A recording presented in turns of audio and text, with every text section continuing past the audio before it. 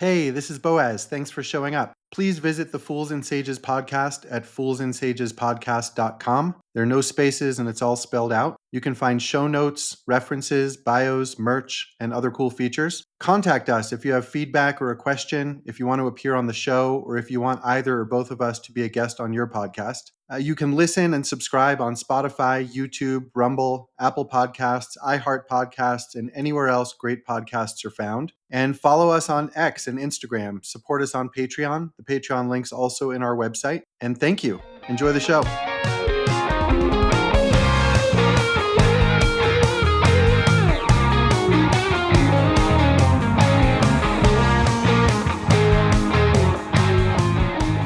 Good afternoon, Brian. How are you doing? I'm good. I still have some sinus stuff going on, so I apologize for my voice being more nasal or whatever. Constipado. Yeah, I guess. But I was just thinking, one thing I love about New Mexico is even if it's like 27 degrees in the morning, most days you can go outside in a t-shirt and sit in the sun and let that do some work on you. So I just came inside from that and feel great. Yeah, well, that's good. Yeah, I've still got the fire going here, Yep. and I open the curtains too because it is a nice sunny day. Yeah. Yeah. Good.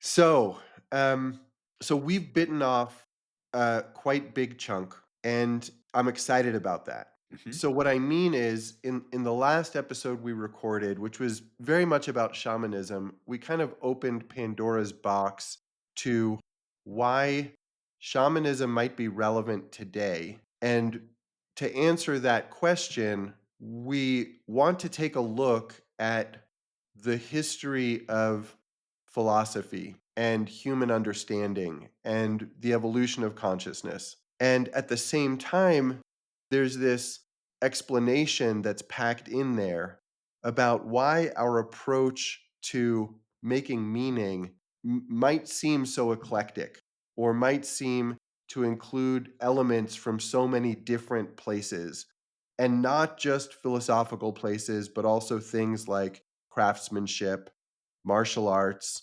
psychology, how we are in relationship, like really practical stuff. Like you've Right. told the story about being knee deep in water in February, if I remember correctly, dealing with a plumbing problem and the philosophical implications of that. Right. So, listeners might experience us as coming from a lot of different angles, and I think if we talk about the history of philosophy and maybe where we think philosophy is going, which is part of why shamanism might be relevant, that contextualizes our whole approach here. Absolutely. Yeah, I mean, if you want to just kick that off, and I'll ask questions that arise as we go along. Sure. Let's see, where do we start? If we want to talk about the history of Western philosophy, really, at least a place that you can easily start is with what they would call the pre-Socratic philosophers. And this is the beginning of a whole chapter of the story of Western philosophy that we would call pre-modern. So what's going on with these guys? We've referred to it before, uh, maybe in reference to Chinese philosophy, the apparent chaos of what we see and the desire to be able to be predictive, the desire to, make our lives livable, to avoid being eaten by things or by, captured by our enemies, or like to have a happy life, to connect with the good thing. And so if you drill into that a little bit, you see that what there becomes is this dialogue or a bifurcation, if you will, between the known and the unknown. Now it's very popular for people to say, and I don't know who came up with this, maybe Werner Erhard or one of these guys, where they want to say always, well, there's what you know, and there's what you don't know, and there's what you don't know you don't know. And I remember that from Rumsfeld when he was talking about I think it was I don't remember if it was Afghanistan or Iraq, but he was saying there are known unknowns and there are unknown unknowns, right? And talking about the strategy. which is which is that philosophical machine of yin and yang folded in on itself. For folks that remember that on the Tiger Dragon Makes Luck, right? We've taken the hidden and the unhidden and we've applied it to the hidden. So now we have the known hidden and the hidden hidden, right? It's very Chinese way to think about things. Um, and to use that and to use a philosophical machine on itself, and that even that reveals things, right? But I want to stick with the big one, the known and the unknown.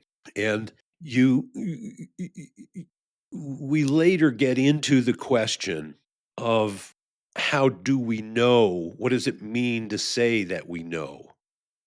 And this later becomes the hinge that the transition from pre-modern philosophy into quote modern philosophy sort of turns on. That becomes a really important thing.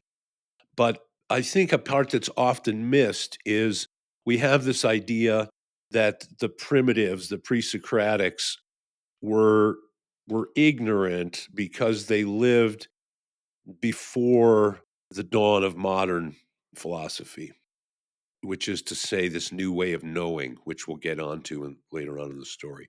And I think the big thing that gets left out is that they did have ways of knowing. They were just different, maybe because their psychology was different. And that's a slippery ball to grasp, is how human psychology changes over millennia.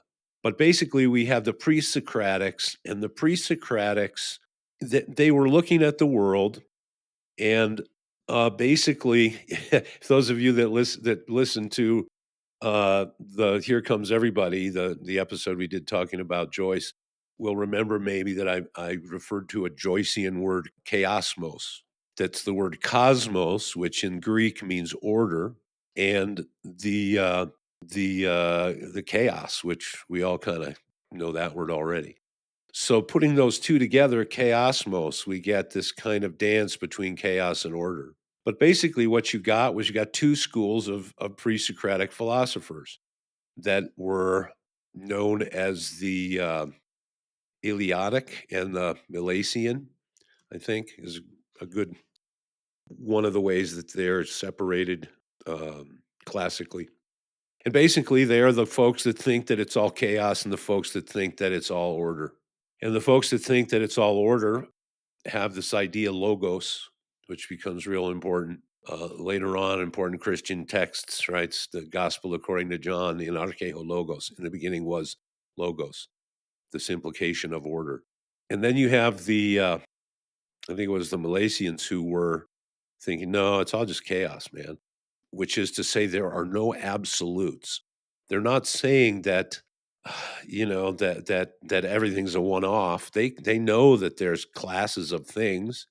There's more than just one bear that's going to charge you, to challenge you when you're in the wilderness or try to eat you. And clearly there's something going on, but basically it's not, it's just all kind of without any absolutes.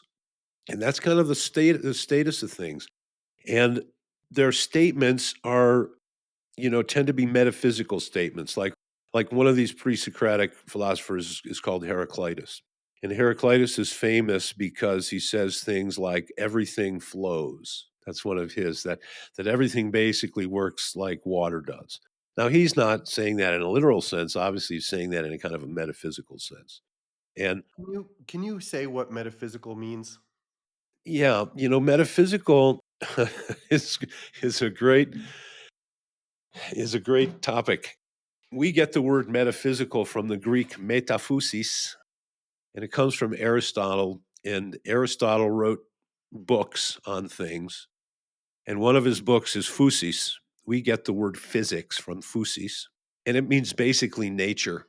So it's a distinction for him by techne or by physis. Is it something by nature? Is it something by technology, by artifice, right?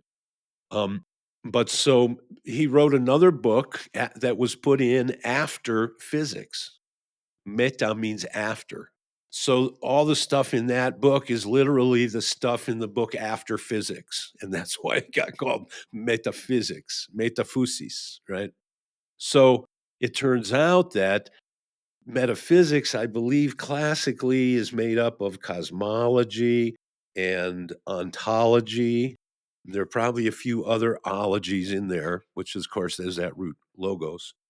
But cosmology is the study of order. Ontology comes from the Greek word ontos, which means being, the study of being. How do things come to be, right? So in the Bible, the statement, I am that I am, you could think of that as a metaphysical statement. And most of the things these cats, these pre Socratic cats say are metaphysical statements. Everything's on fire, right? Why? Because things degrade over time, right? Because we're in this changing world. Or everything flows because there's no hard lines, because things transition from one thing to another, right? Uh, So a metaphysical statement attempts to describe reality from outside of it. that's one of the problems of metaphysics, you might say. And but that's a thought that only shows up like with the French later in the 1600s, I think. I think that and this is one of the arguments that I would say is that we underestimate the avenues that the ancients had to come to their metaphysical conclusions.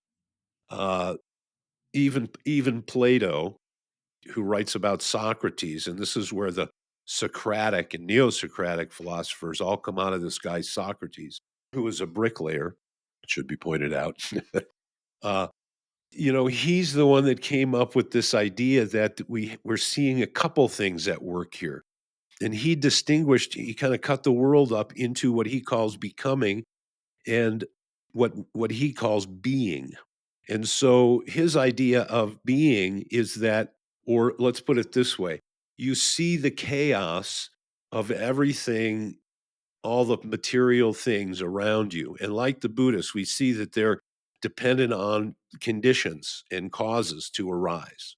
And when those conditions and causes change, those things cease to arise. So he very aptly says we can't even really say the thing is the thing because it was a little different yesterday and it's going to be a little different tomorrow. And some of those transitions might be huge, right?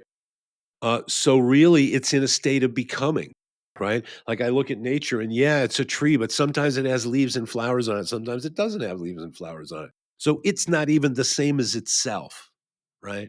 So this world is changing, but the idea is there is this world that doesn't change, and I think we've talked about that with my famous philosophical coffee cup here, and the top of it being an example of the round, or the class of round things that show manifest circle, and yet they're not circle because I can smash this mug and circle goes on.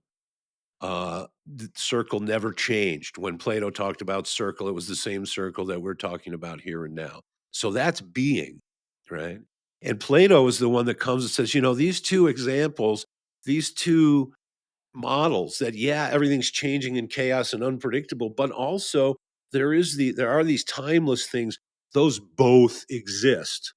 And that's his famous divided line that circle is out there somewhere and it's shining through all the circular things like that. I just realized that's where Jordan Peterson and Richard Dawkins missed each other, because Peterson was talking about circle with a capital C when he was talking about whether dragons exist or predators as a class Right. exist regardless of what the individual manifestations of that are. And Dawkins was like, dragons don't Yep. exist. Yeah, Um, because Peterson is coming out of a Christian religious foundation, and that idea foundation is going to be important when the story goes on, right? Which takes its metaphysics as fundamental and uses its means of knowing to support those metaphysical assumptions, is what a modern post French philosopher's worldview like Dawkins would say. But We need to have, but the ancients based their metaphysics on something else.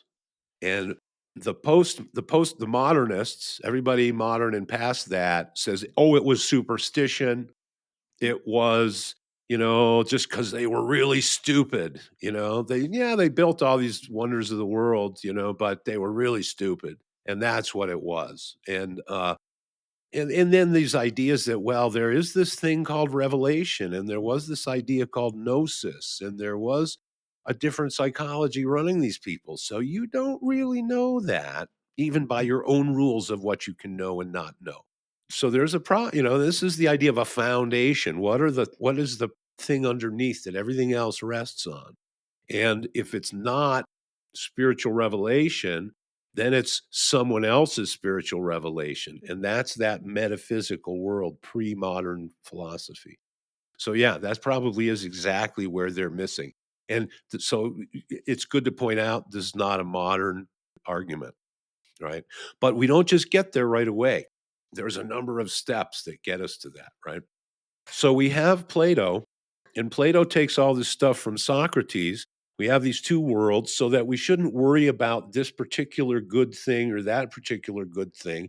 We should be able to think about it as the good, or we shouldn't worry about this particular beautiful thing or that particular beautiful thing, because we can abstract, that is to say, pull out some sameness from them, and we can learn things through that. We'll be empowered by that process. And that's kind of that Socratic revolution that happens, that stays very relevant all the way through the Neoplatonists. Okay. But then it's interesting. This is a good searchable thing if you want to see this. There is a great painting by Raphael I believe it's in the Sistine Chapel, called The School of Athens. And it's just great. It's just great. Okay. So in the middle, we have Plato, and then we have his student who's coming along next in the story, Aristotle. And Plato, who is responsible for this world of ideas, the good is separate from all good things. He's up on his tiptoes and he's holding the Republic, which is like his big masterwork, and he's gesturing off into the sky towards these higher realms of pure intellect. And Aristotle is walking next to him, and he's carrying his great work, which I think is the Organum, that has a collection of all his different chapters, which I believe were actually notes written down. Fun thing about Aristotle is the West lost Aristotle for like 1,000 years, and we only know Aristotle because it was kept in the Muslim world, the Islamic world, and then we got it back in time for St. Thomas Aquinas to be impacted quite a bit by Aristotle, right? But I'm jumping ahead in the story. So we have Aristotle. Now Aristotle's holding his work, and his feet are planted firmly on the ground, and he's gesturing to something at our feet, right? And these two guys are in the center. And then we have uh, the geometers. They're all down on one side, so that would be Archimedes and Euclid and those kind of cats. And we have I believe it's Diogenes who was searching for an honest man. And he's, of course, all crapped out on the stairs because of his arduous efforts. And and so all, if you know this and you get a good I'm sure there's videos on this where the people can tell you who all these people are in the whole everything, the tree that came down from that. But it all stems from this dialogue of these two dudes in the middle, Plato and Aristotle. And what Aristotle's deal was Aristotle kind of turned Plato on his head. Aristotle said, "No, there's no other world where circle lives. If I can't see it really," and he's not quite to that point, but that comes later. But he says, this idea, circle only lives in circular things. The world of forms inhabits the the world of things, and the two are not separate. Which interestingly, we heard that already from Lao Tzu in the first chapter of the Tao Te Ching, that we call the two, the source and the results, we call them by separate names, but really they're the same thing. So it's not that Aristotle was wrong, but Reminds me of the Holy Trinity too. yeah, yeah. And so Aristotle comes along, and we sort of see this. Aristotle and Plato both had a great impact on the Western world, and all of these pre-modern philosophers, we have this relationship with basically metaphysical assumptions, and then the reasoning that we put to work are ways that we sort of sieve out those metaphysical assumptions and prove those metaphysical assumptions. Okay. And we go through a lot of permutations of that. And I think maybe I mentioned one of the more significant ones was St. Thomas Aquinas, who sort of wanted to put this, his Aristotelian reasoning is in service to the metaphysical assumptions of Christianity. So this schema, basically, this relationship between metaphysics and what we come to know as uh, epistemology. Okay. Now, episteme is another Greek word that gets translated from Greek as knowledge. But if you break it apart, epi means on top of, like epidermis is the top layer, right? Or the epilogue comes on top of everything else at the end, right? Um, and steme is this idea of being able to have a stance, right? So an episteme is literally something we can stand on, which means that it has this we say we translate it to knowledge because it's solid in the real world. We can stand on it. It's not necessarily a purely intellectual thing. It's something that this intellectual reality is translated into the real world. We can stand on it. And that is this epistemology. So everything runs in this old superstitious, with air quotes, way until the 1600s, 1500s, 1600s. And we've had like some breaks in this, like Galileo, who got in big trouble with the church because his epistemology, which we might recognize as kind of like the beginning of scientific thought, his epistemology didn't use the metaphysics as a foundation. And I think there was a famous quote between when the church asked him, "What about God in your theory?" And he said something like, "I did not require that premise," or something like that. So, but this gets to, and folks who've listened to us before know that I love to slap around Descartes. And the reason that I like to slap him around is because he was right at the hinge of this. And I think a lot of baby went out with the bathwater at this time. And I think that we're living in some of the evidence of that, but that's later on in the story. So, so skipping ahead to Descartes. Descartes really, began this idea of modern epistemology. The real diving into how do we know what we know and what do we really know anyway? We've spoken before about this idea of boundaries from Ken Wilber's book, No Boundaries, different variations of us family, us tribe, us nation, us humans, us living things, and then bringing that inside. Uh, in the ancient world, I was not separated from me and my body the same way. I mean, you did get this idea of tsuke, which is where psychology comes from, of soul, but there was an instinct to trust our senses. Let's put it that way. So with Descartes, he starts questioning even that.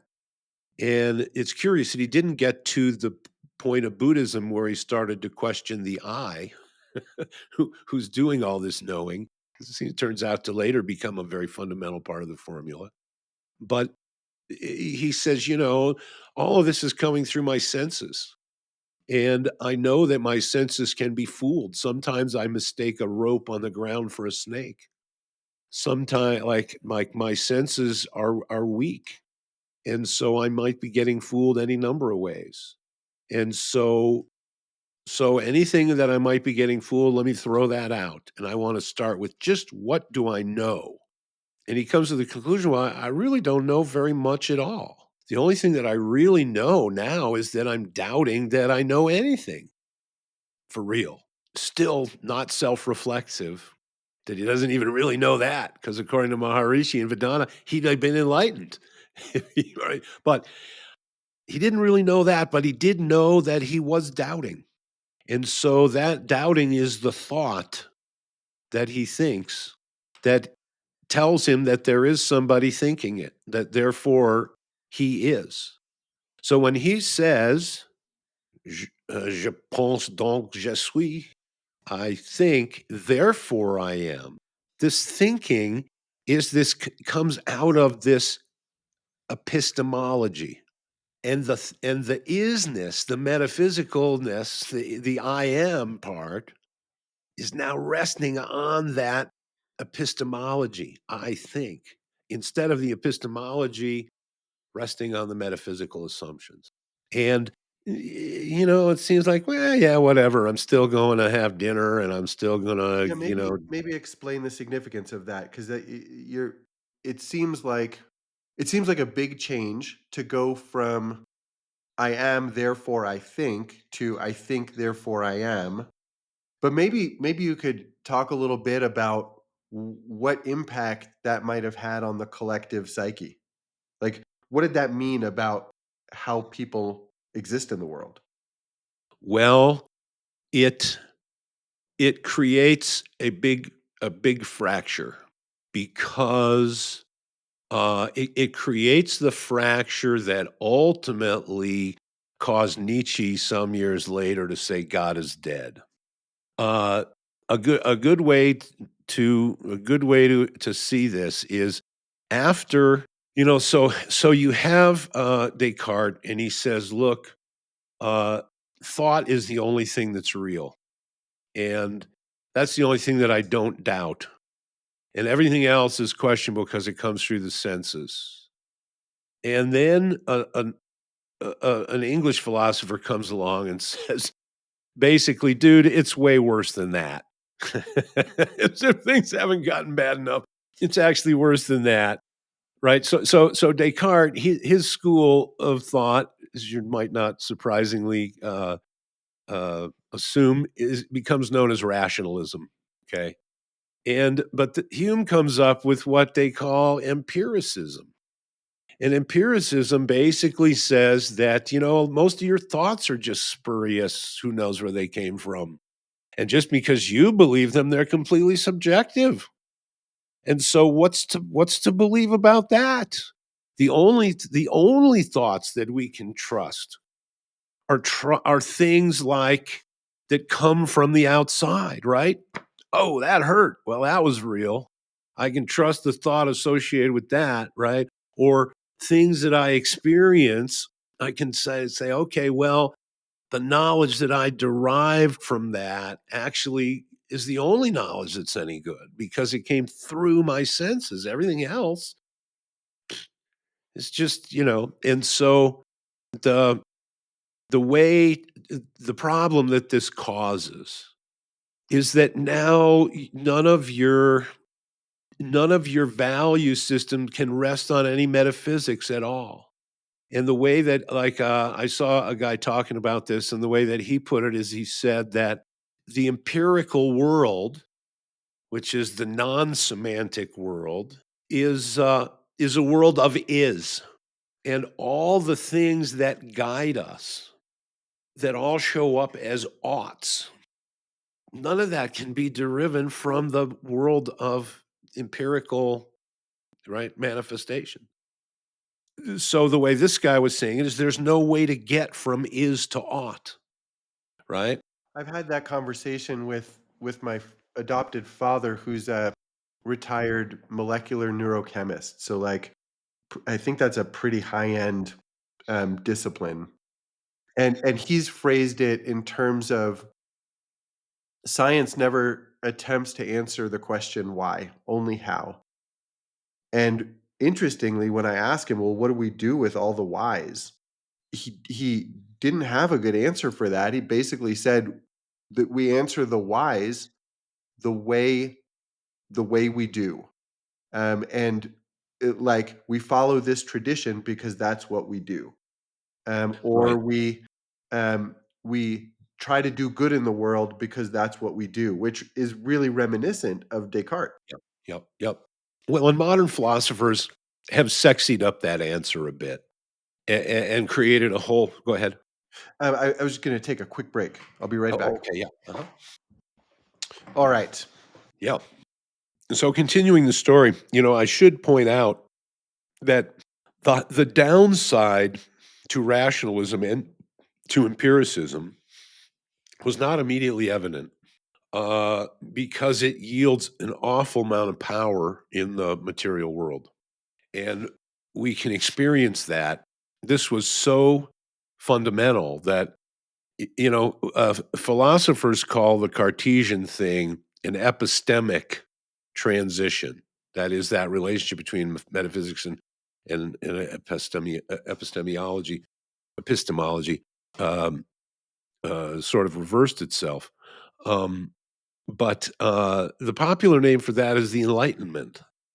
And the idea was that, well, we left behind a lot of old superstitions. We used to think that witches didn't float, right? Or something like that.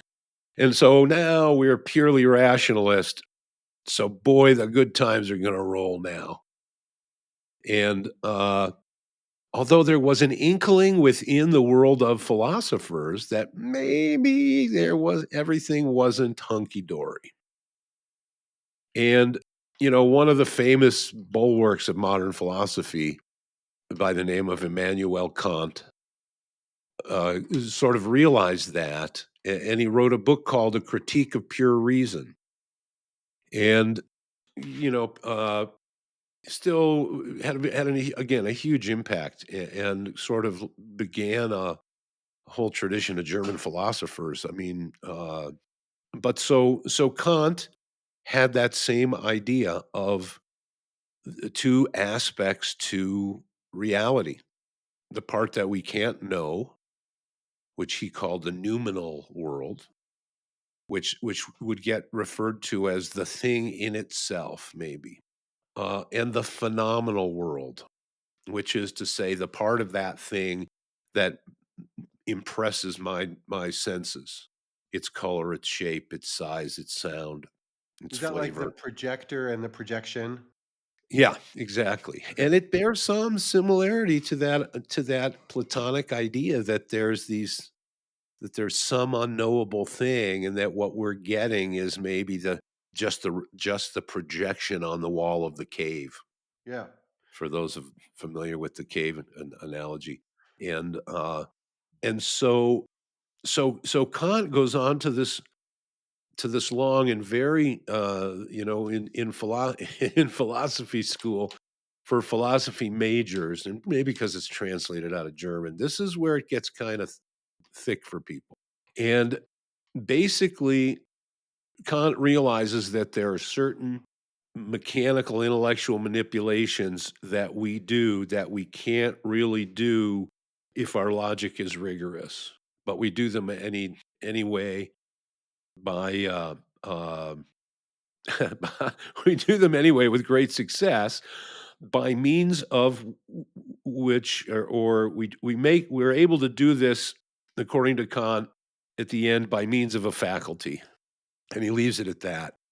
And basically it's referred to as a transcendent capacity, a capacity to reach beyond the phenomenal to get impressions from the noumenal level.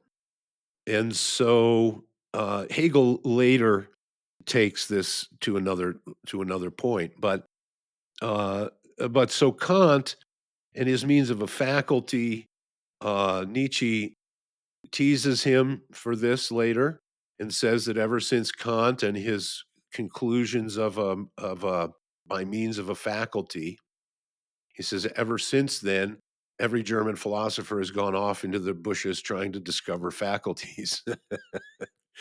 And he calls it a Naeserie allemande, which is a German nausea, like a sickness, right?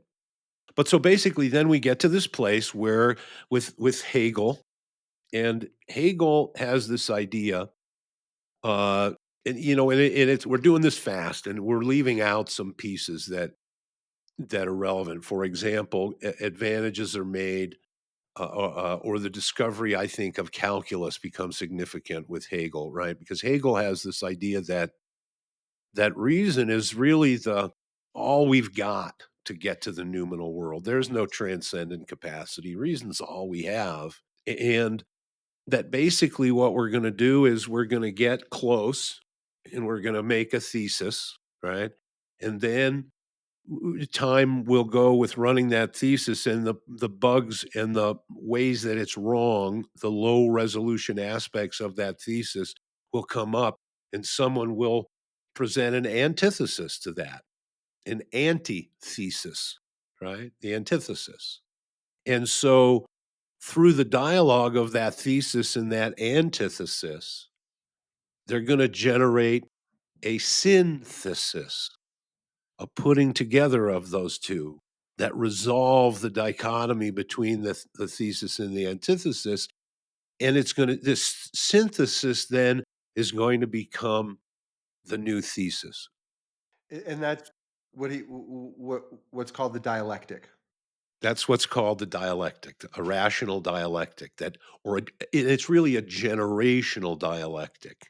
And I draw the parallels to calculus with this because integral calculus basically says, okay, if we cut this thing into 10 pieces, we'll have an error so big.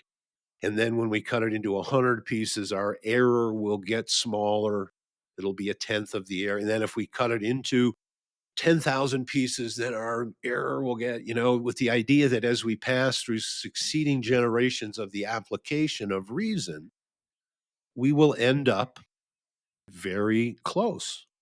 And we know that tomorrow we always will get a little closer, but we know that we're in this process of getting closer. And now, so for Hegel, there is this idea maybe that old humans were religious and that came out of superstition, right? You'll recognize Dawson here. Came out of superstition. And the more reasonable we get, the more ethical we're going to become, because that metaphysical stage was all superstition anyway. And so now we're in the reasonable stage. We're going to run the reason machines intergenerationally, and we're going to get more and more and more and more reasonable so that we all become ethical. And we're all going to get so on the same page with that ethicalness because we're all going to be so reasonable that we're going to transcend into the aesthetic, right? And the aesthetic is going to be just where everything's just perfect. That this is like his version of the eschaton or the omega point or the Utopia. utopia, because all those things will have been fulfilled because reason will have brought us all onto the same page. And I've heard the argument made that evolution has selected for our morality because if we're cooperative and we do good things and we help one another, we're more likely to survive. And Yeah. so I think that's kind of where somebody like Dawkins would come from on reason Yeah. being the epistemology on which ethics can stand. hmm I think that's one of the ways that Enlightenment thinkers try to save the whole show, to save the whole cake from going on the floor. Because what happened was, uh, well, you have two branches of people that some that agree with Hegel, so it's perfectly reasonable, and others that say, well, you've got it wrong. In fact, you've got it exactly wrong. And one of the chapters in that is Kierkegaard says that aesthetics is very immediate. That's where you start. And then reason gets you to ethics. But ultimately, where we're headed is a religious condition, is a religious state, right? And that religious state is what puts our direct experience of metaphysics in charge. Can you explain the links in those in that chain a little more? Like I think you started with the aesthetic gets you to reason. Okay. That's because I left out a word. I left out when I said that the modern philosophers had sexied up that bit. The the branch of philosophy is called axiology, from axios, value. So it's the study of values. And I think that shows up as jurisprudence, it shows up as ethics, it shows up as aesthetics. The idea of of perceived all those studies of value, right? And that's kind of where we start painting all the leaves on the trees. And that's where this idea, that somehow the ethics are going to fall out of reason, that's rooted just in what is. And and the problem that arose was, you had the people that said that Hegel was right, and then we ended up having the Third Reich. And before the Third Reich, the war that was unleashed by this industrial age, that was this capacity of power over nature that was yielded from this rational approach. Here's where we saw that there is no ought that comes out of that power. Just because you have power over nature doesn't mean that you necessarily see another human being as a creation of God, because there is no God. You're not an experienced God. God is dead, like Nietzsche said. So then what value does that person have? Well, $2 worth of chemicals, or, in other words, now we're completely loosed from any metaphysical foundation for these ethics. You can make reasonable arguments, but reasonableness, the postmodernists would argue, is what got us the Third Reich, because everybody was supposed to be on the same page. They're all wearing the same uniforms. They're all marching to the same music. And of course, a lot of postmodernism is a reaction to, I don't want to get on your same page, because why should I trust your same page? Right. Wouldn't So just to play devil's advocate there a little bit, wouldn't Napoleon or Genghis Khan or any number of um, warlords before the 20th century have killed just as many people if they had the technology or if they had the like how were World War One and World War Two tied to Hegelian dialectical philosophy? well, Plato actually had it out with a guy named Alcibiades, and the argument was that virtue was doing good to your friends and evil to your enemies. And that took no consideration of any higher metaphysical values whatsoever. And so I think that the argument would be that all the real progress has come from moving in the other direction. Um, that yes, we do have that the pure might over right, that which is to say, no noblesse oblige, doesn't bring us closer to the good. Now, the I would say that likely if you were to have that conversation with Plato as opposed to Aristotle, he would say that, you're going to have a metaphysical experience through the mysteries. And that's where you're going to see why what's right is right and what's wrong is wrong. And it's like, and curiously, from our last episode, I'll remind you that one of the things that the Curanderos would say is this ceremony is to help you see into your life and to see what's good and to see what's not good and for you to choose what's good. So again, there's like this the postmodernist, I think, says, look where we end up. Kafka, right? That trial or the people in the castle, they're perfectly reasonable. They're so reasonable that all the human values are gone. So now what happens? The next stage, of course, is postmodernism. Oh my God, look at yourselves. What have you done? Logical question to ask. But then, of course, as is a human one, it gets pushed all the way to its extreme, just like logic, rationalism did. That's pushed to its extreme. That says that any attempt to give a to state a truth is you basically pushing some cognitive model on somebody as a way to manipulate and repress them and abuse them. So we're we're we're in a place, oddly, of complete and total subjectivity that ironically doesn't respect the value of subjectivity somehow. So that brings us to what's going on with this chapter. Well, Eh, let's pause, because I think that bears some explanation. A subjectivity that doesn't somehow account for subjectivity. So when I think about postmodernism, I think in a way we're kind of going back to Descartes again and saying, I can't trust that I know anything, because everything is a construct of some sort, a cultural construct, a social construct, and what's behind those constructs, or another way of saying that is what defines our semantic reality is power.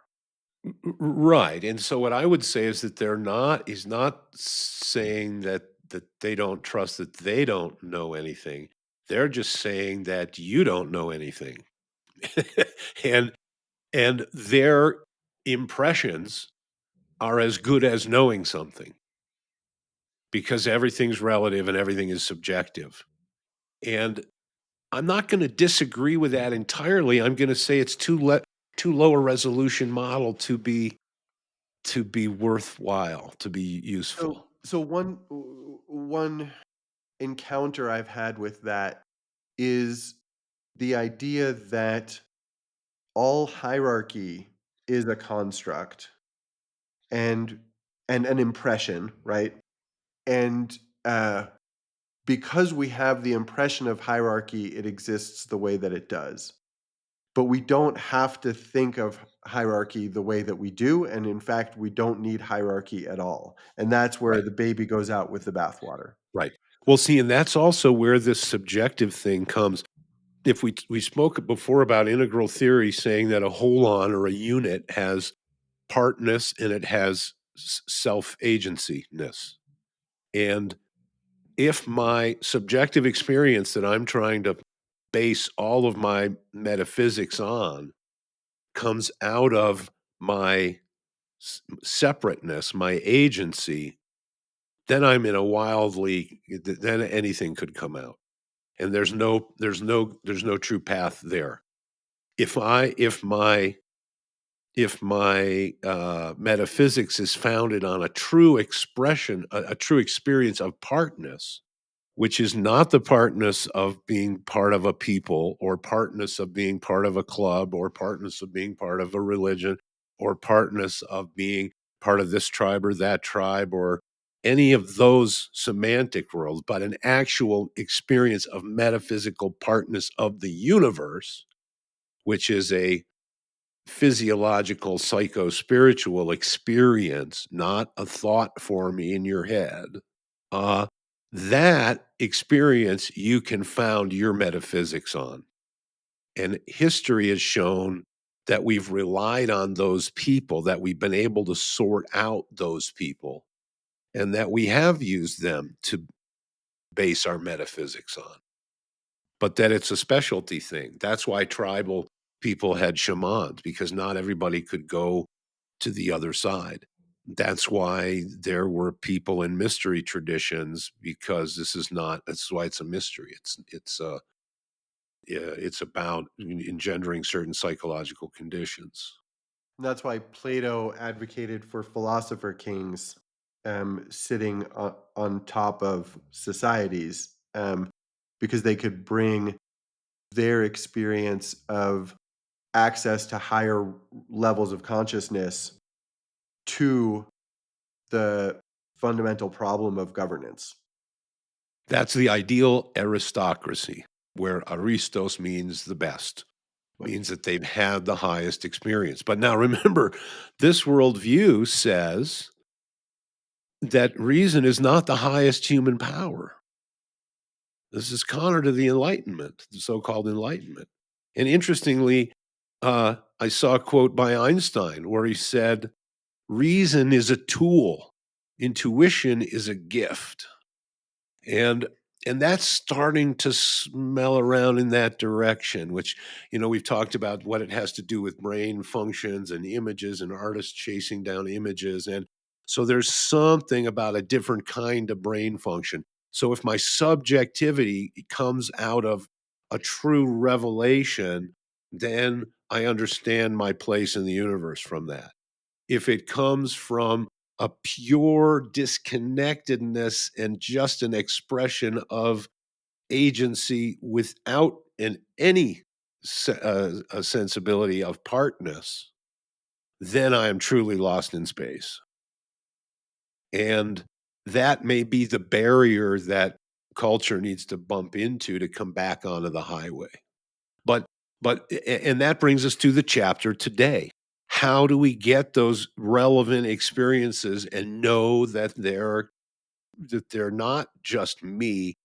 In the traditions, we have this little conversation that goes about um, personal deviation.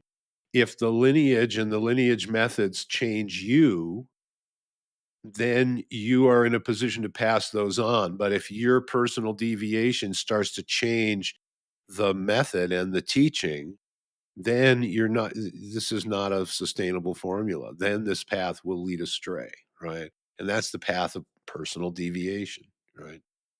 So that means that instead of connecting into the partness of how everything works together and being informed by that, there is just this isolation and separateness because the whole on has gone entirely in the agency direction and has none of the participation direction, if that makes sense.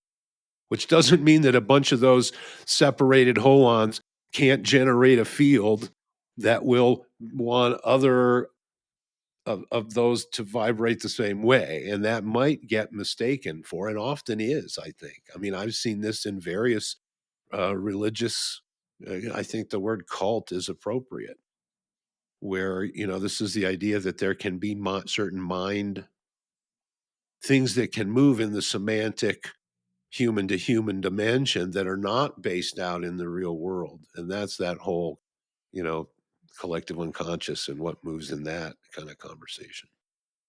so let's go back just a little bit to this connection that you're making, where one story is hyper rationalism results in things like the mechanization of war and massive destruction.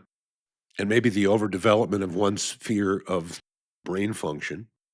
And the reaction of postmodernism um, goes overboard in the subjective direction, that all knowledge is subjective and just impressions, and my impressions are as valuable as yours, and so the hierarchy of value gets lost.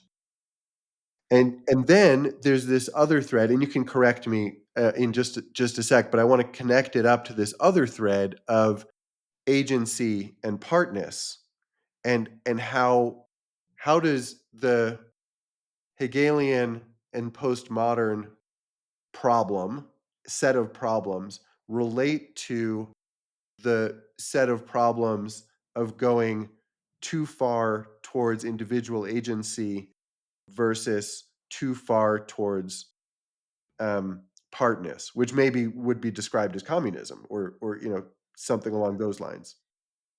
Right, right. And so So there's two parallel models there that I'm just trying to bring together a little more.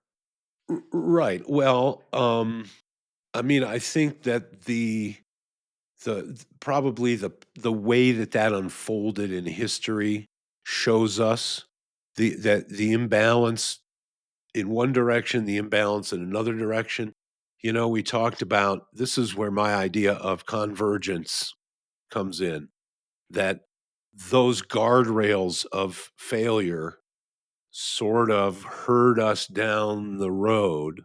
The and the hyper postmodern position isn't that that certain things aren't objective. It's just that your values are all subjective. That there's no universal or absolute values, which kind of flies in the face of this presupposition that we've spoken of in law, that some things are just mala and say.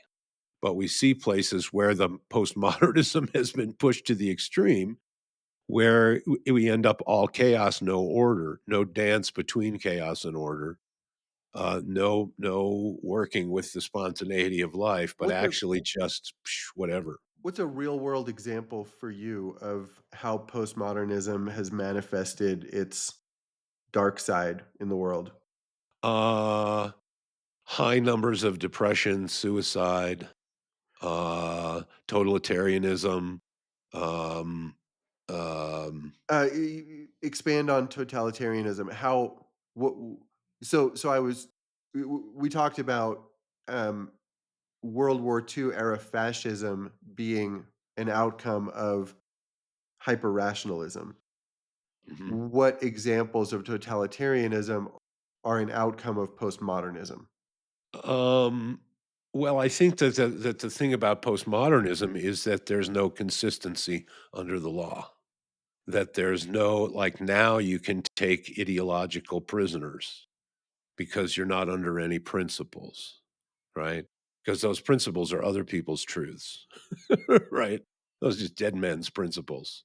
The idea that they went through some valid or objective process to arrive at those, this idea that there was a dialogue through history and that the American Revolution and the constitutional republic or, all that, that was just random ping pong balls rather than actually part of this historical dialectic that finally got us to this place. But one of the fundamental new things about this is that all men are equal under the law. At least that's in the ideal situation. Well, when all relatives are value, then whoever holds the power gets the value, right? It's their values that the golden rule. Whoever has the gold makes the rules, and postmodernism backs itself into the problem that it scared itself with in the first place. So I am But thinking see, the of thing is, I think the crux of this is the difference between like a political revelation and a genuine spiritual revelation. And, say more about that. well, there's political and psychological revelations, things that can happen to people. I often think that this is what's happening in religious conversions, that certain psychological events, like all of a sudden now I feel accepted by a group of people. Now a certain frustrated instinct for partness, right, to be members of some bigger thing, uh, leads me to kind of make whatever concessions I might need to make just to be part of a thing. And now I'm not maybe so discriminating about what that thing is. Whereas if my experience and my education has led me to an understanding as firsthand as possible of the necessity of my morality, then I'm gonna carry principle with me. Then I'm not gonna be an easy guy to be swayed by the group mind or by the blaring of some media telling me how white my shirts could be. And I better smoke the same cigarette brands as me. That's today's rock and roll reference. Uh, So, so yeah, I mean, there's a whole thing. Where do your values come from? If your values come only from your friends, then when your friends change, your values can change, whether they change who they are or they change how they are who they are, right? And whereas if you're founded on principle, then you're right with the universe because it was hopefully reinforced by this deeper experience, deeper understanding. Uh, one of the lectures that I gave was on the syllogism that came from a Chinese teacher. Why is the world in disorder? Because not enough people operate with virtue. Why don't they operate with virtue? Because they don't have clarity. Why don't they have clarity? Because they're not getting enough oxygen to their brain. That was his formula. And I would say that it's right, except it takes a little more than oxygen. Although, if I translate that word oxygen into chi uh, Prana. or prana, and I look at some of those psycho spiritual models that have come down all the way from Patanjali, uh, then I might say that yeah, there is some energy that could get to the brain, and that brain would then be illuminated in a different way, and morality would be obvious because the clarity that would come with that experience would be self-informing in every case. And we'd have bridged that ideal world application into the practical world problem. But but without the fundamental nature of the human being changing through that experience, then we're into that realm that I referred to the two types of Buddhism in Japan as myself power and trusting others. Well, if I haven't gone the myself power route, I haven't seen for myself, if the scales have not fallen from my eyes personally, then I'm best off taking the advice of someone who did have that genuine experience. And that's why there are saints and sages, because it's a rigorous transformation to get that firsthand experience. But that's why William James wrote on the varieties of religious experience, because there are some noteworthy similarities. There are some interesting. If you're a poly-traditionalist like myself, you can't read early, Patanjali stuff, say in the Hindu tradition, and then stuff in the Sufi tradition, and then stuff in the later Buddhist tradition, and then things from Christian saints, and not get that there's some experience that they're having that has certain real similarities, and they come back saying very similar things. So whether Hegel's idea that reason will get us there eventually, I tend to suspect that the lostness of the postmodern world, and I shouldn't paint that bleakly, because there is a variety of responses to this dilemma, of which I think we are one of them, and that is to learn from the past, to learn from fools and from sages, but to pull it into a universal field theory of a metaphysical universal field theory that implies what I spoke about at the very beginning, it, for the TikTok snip, about what aspects of ourselves do we choose to develop, what capacities, what is the direction that we're trying to grow ourselves, and the picture you have of the world is pretty important to make the right choices in those cases, right, Yeah, Harry? and we were talking before we hit record today about, if we were to talk more about ceremonies with a guest, how it that many of the potential guests are coming from a pre-rational worldview, like they're shamanizing in South America. Mhm. And there's another set of potential guests that when and did five ceremonies are hyper rational and are applying a rational lens to their experience of five ceremonies. And they might have had a great time. And in both Those of will those be the cases, people that say the medicine alone is enough to do the job. right, right, right. And so we were thinking, well, I don't know who we would talk about ceremonies with that brings a a rational and post-rational understanding to what that's all about. That's what Wilbur calls tier 2. Yeah. So I don't know if Wilbur's the way into this, but maybe let's do a last chapter on this episode by talking about kind of where the state of philosophy might be headed, and you know how we're approaching that, because as I touched on in the intro, martial arts and craftsmanship and Eastern and Western knowledge and shamanic practices and Western philosophy, all these things are kind of interacting in a container, that makes up a worldview that we're hoping to evolve by having these conversations. Right, within this huge chapter. Well, one of the noteworthy things about the story up to this point that is not lost on Wilbur is that all these different chapters, they declare war on the chapters before and after them and reject absolutely every tenet that they provided. And that's, I think, the significant characteristic of what he calls tier 1 thinking.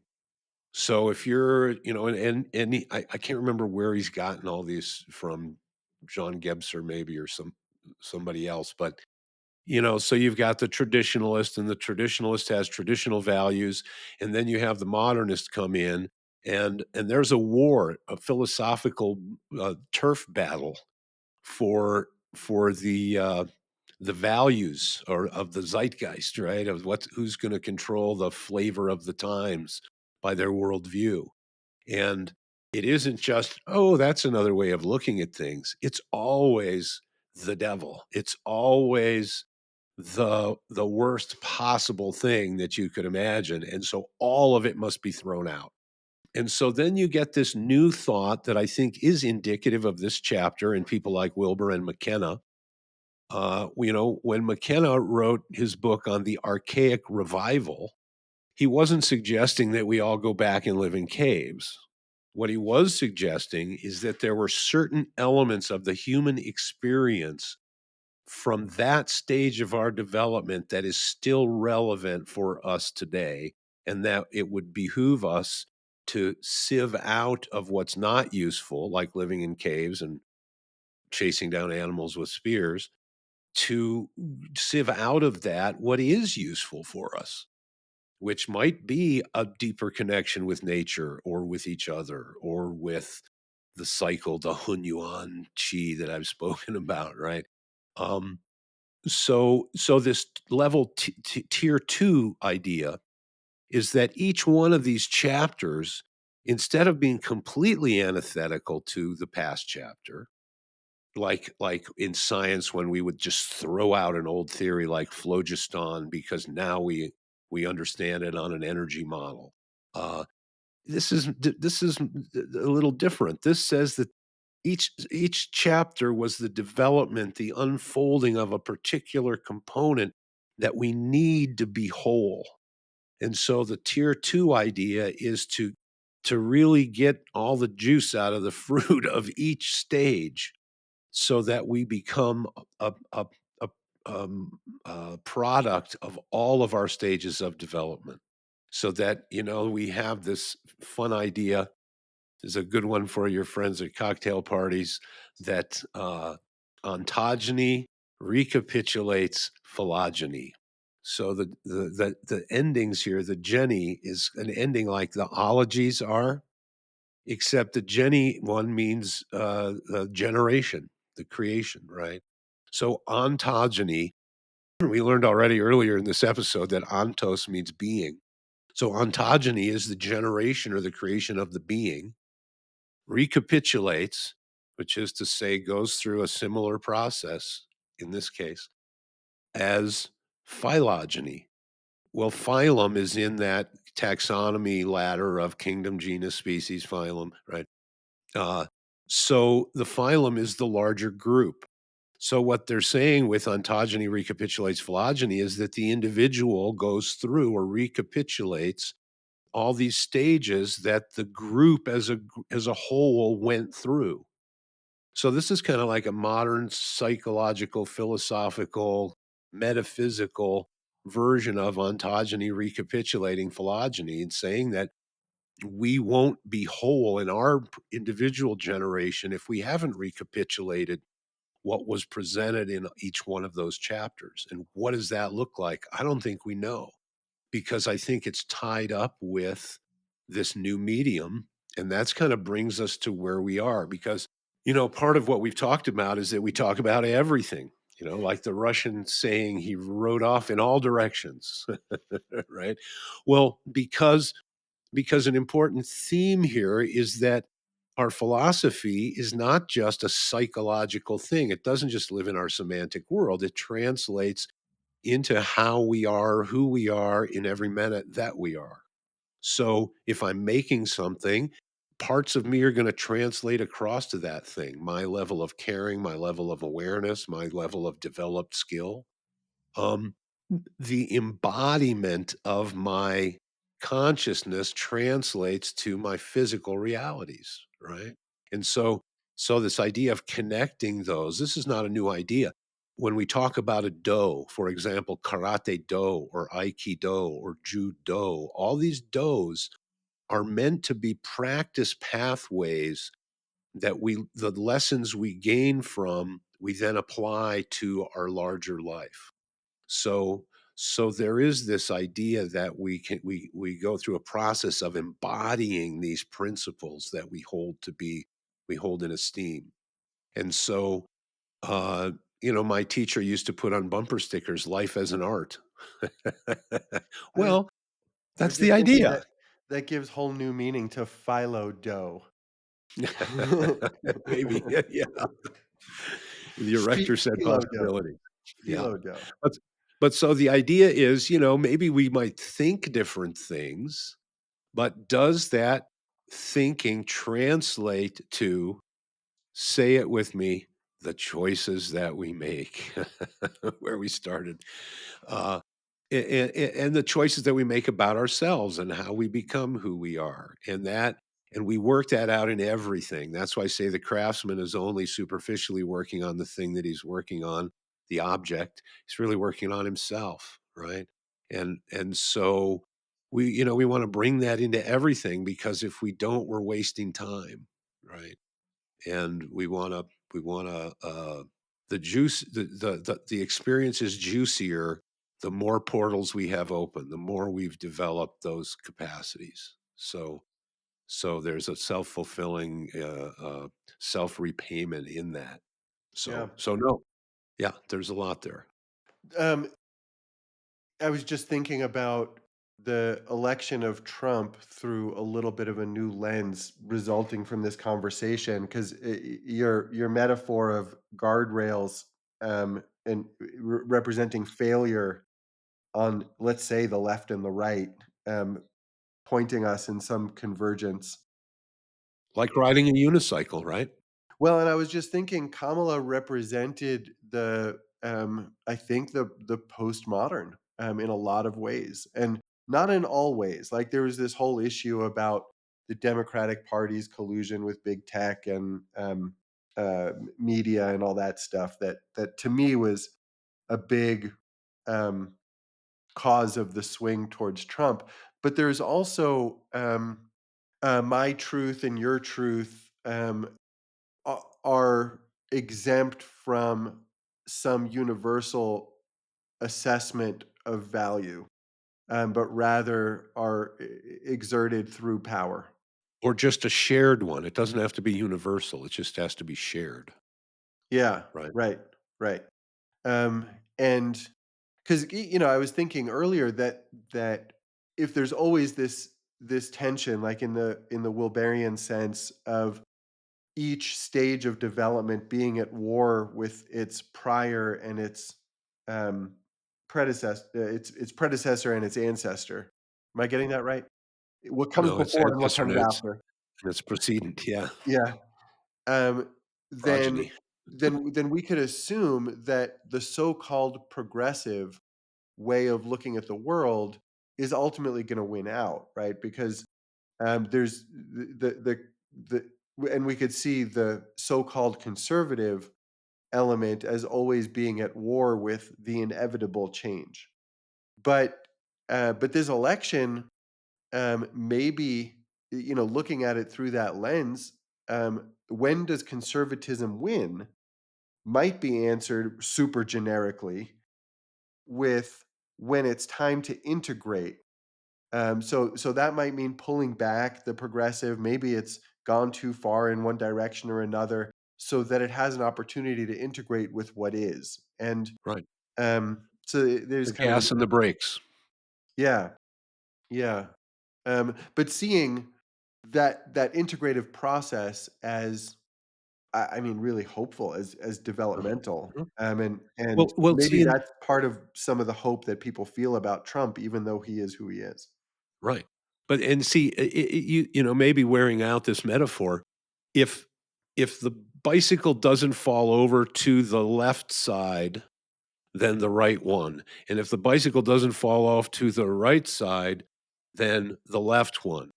But they only both win when the bicycle makes it down the road successfully, falling neither to the left nor to the right, if that makes sense. So that there is in fact a dialectic. Yeah, I mean, the idea of the dialectic reminded me of conversations we've had about the necessity to identify paradox and find new ways of holding it in order to achieve higher levels of consciousness. That's Well, that sounds like Hegel. synthesis, that's Hegel again. Yes, exactly. Yeah. And see, again, I think that we do want both sides to win because we don't want to be robbed of the virtues of either side. Like we don't we clearly there's important things on the progressive side. And clearly that's the direction of history, as we've referred to before, and that is recognizing the value of the expression of the individual. Uh, but that being said, uh, there is a degree of too muchness that can be had in that direction. We People don't want individual expression showing up as burning and looting down other people's personal expression, right? Uh, or we come back to some of those rededucing why did we generate a social contract in the first place? And the question is, are we and we've asked I think we asked this to Rich, is it a spiral or is it just a pendulum that goes back and forth from one side to the other? And I think that maybe you have to get a 30,000-foot view to see that there's progress. Uh, but I think that there is inevitable progress in this process, though fits and starts though it may have. All right. Well, I'm imagining we might come back to a few of those sections in future episodes to fill them in more because we went Right. through a lot of material really quickly. But hopefully this was good context. Yep. Yeah. To try to set the overview, and then it'll hopefully give a place where some of these other things can plug into, and you kind of can see where they fit in that bigger story. And I think the real interesting thing about this is it is a unifying field theory in a sense because it explains what we're seeing in education, it explains what we're seeing in politics, it explains what we're seeing in aesthetics, it explains what we're seeing in the things that when you turn on your device, the things that start coming across, and there is an apparent chaos there that is never completely, but to some degree, resolved by the larger context. And so I think it is hopeful in that respect that there is a process here, which is not to say that we don't have some significant hurdles that are going to manifest in very pragmatic ways in the near future here. But we've never had the technology, we've never had the connectedness, we've never had the the communication and interplay of minds, and that's kind of what this represents, is that we can get way smarter about some things really, really fast, and that's gonna be tipping apple carts over right and left as it goes, but, uh, it's kind of the only game in town. So we got that going for us and working against us, I guess. Right. Good.